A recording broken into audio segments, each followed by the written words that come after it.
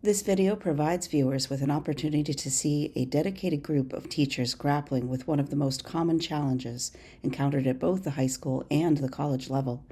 Students often memorize definitions, but fail to learn how to put this knowledge to work in solving problems within a discipline. Megan Dunn will describe how this pattern creates a major bottleneck to learning for many of her students in her introductory college biology courses. Then she will work to make explicit just what students need to be able to do to move beyond rote memorization and begin to think like a biologist.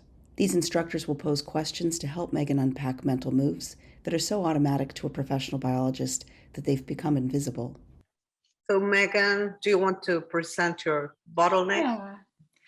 So one problem that I see a lot is that my students really struggle to take what should be like their new information and then take it and apply it to a novel question or make a prediction. So we can talk about like, here's different like transport mechanisms across the membrane.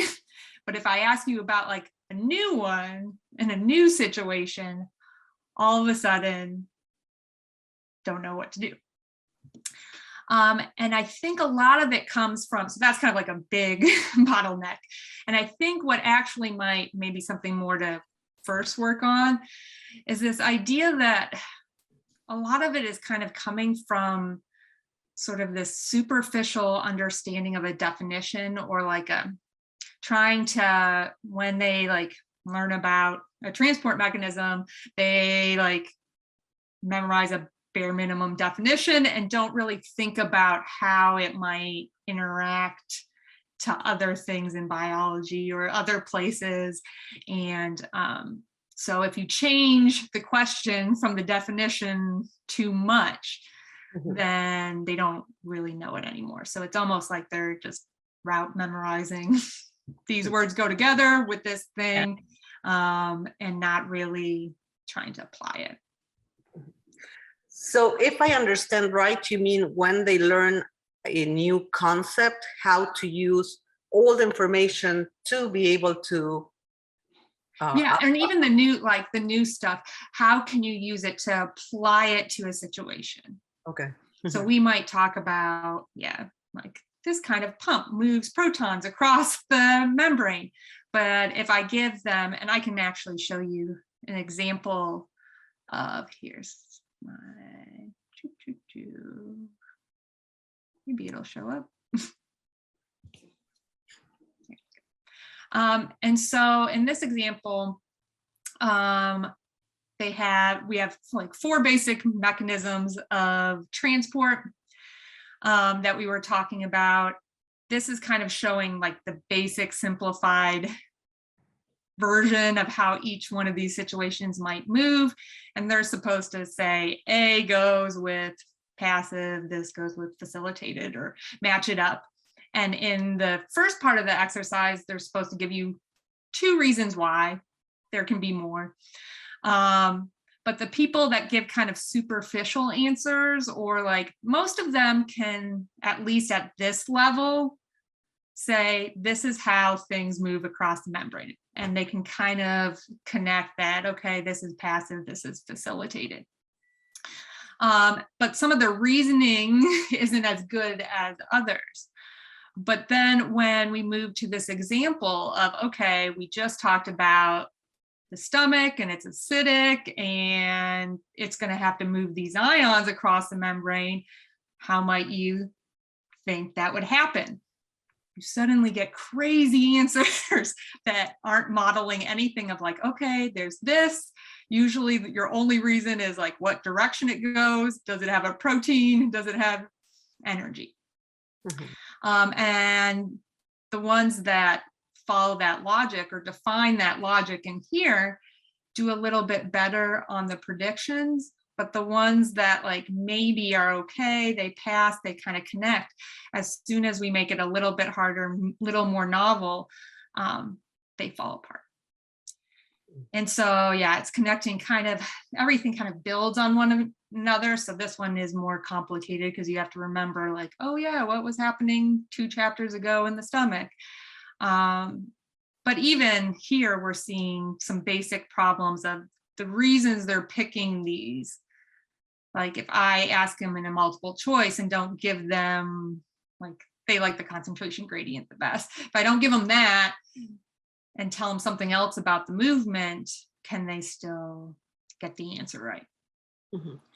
Do you think it is because they do not understand the basic kind of what you did 2 weeks ago? They really did not grasp the Some of it, more than yeah. that mechanical definition. That is what I say. Sometimes they kind of read the definition, they learn it by heart, but they don't really know what that is. Do you think? Yeah, I think there is a level of that. I think there is this degree of, okay, like I don't I don't remember anything about the stomach 2 weeks ago, and it wouldn't occur to me that it being acidic means that ions are moving, or just because we talked about ions moving in here, they're not connecting that ions move in the world. Like, yes, on the page, ions are moving, but if we say, okay, that's happening in the stomach and not this like little 10 tails of a membrane, that jump might not be obvious to them. Yeah. But I think, again, I think there's a degree of it stemming from this idea of, like, I get the question in office hours a lot about, like, well, how do I put this on a flashcard, or how do I study this? And this idea of trying to learn the definition like you might learn a definition back in elementary school for a new word. And it's not like, and I think it's very similar to sort of as you were talking about the other day in cultural context, like I want to see them make the connections of like, okay, you can memorize what DNA is, but it's more important, like some parts of the definition are more important for like when you need to know what, and do you really understand that level of definition? Because I think sometimes if they would like write a definition on their note card of the back of the book says active transport is this, they don't really understand like what a concentration gradient is. So it'd say like a concentration gradient of a molecule moving against its gradient. They can memorize those words, but can you show me what that means? Or do they don't really like, I see a visual picture of, okay, if they're going against the gradient, then I have one molecule here trying to go with 10. And do they see that picture? And I'm not sure. They just are going with the book says, go down or go up my concentration gradient. And so I'm looking for those key words. And so I think there's just, So how do you get them to see what to learn with that definition? Now that the bottleneck has been clearly defined, it is time for Megan and her interviewees to make explicit what mental moves students must learn in order to get past this obstacle in learning.